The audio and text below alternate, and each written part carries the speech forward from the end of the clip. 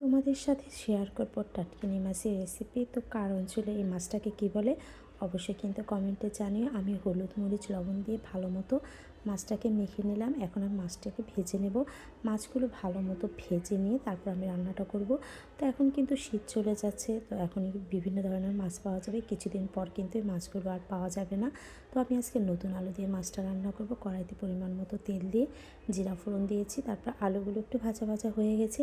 আমি জিরে হলুদ মরিচ দিয়ে ভালো মতো কষিয়ে নিয়েছি। সাথে একটা টমেটো পরিমাণ মতো জল অ্যাড করে দিলাম দুটো কাঁচা লঙ্কা ঢেকে দিলাম। জল দিয়ে গেছে। এখন মাছটি দিয়ে কিছু ধনিয়া পাতা দিয়ে মাছটা নামিয়ে নেব।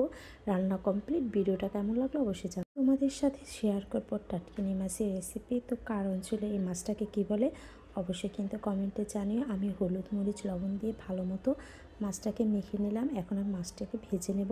মাছগুলো ভালো মতো ভেজে নিয়ে তারপর আমি রান্নাটা করব। তো এখন কিন্তু শীত চলে যাচ্ছে, তো এখন বিভিন্ন ধরনের মাছ পাওয়া যাবে। কিছুদিন পর কিন্তু এই মাছগুলো আর পাওয়া যাবে না। তো আমি আজকে নতুন আলু দিয়ে মাছটা রান্না করব। কড়াইতে পরিমাণ মতো তেল দিয়ে জিরা ফোড়ন দিয়েছি। তারপর আলুগুলো একটু ভাজা ভাজা হয়ে গেছে। আমি জিরে হলুদ মরিচ দিয়ে ভালো মতো কষিয়ে নিয়েছি। সাথে একটা টমেটো পরিমাণ মতো জল অ্যাড করে দিলাম দুটো কাঁচা লঙ্কা ঢেকে দিলাম। জল দিয়ে গেছে। এখন মাছটি দিয়ে কিছু ধনিয়া পাতা দিয়ে মাছটা নামিয়ে নেব। রান্না কমপ্লিট। ভিডিওটা কেমন লাগলো অবশ্যই জানাও।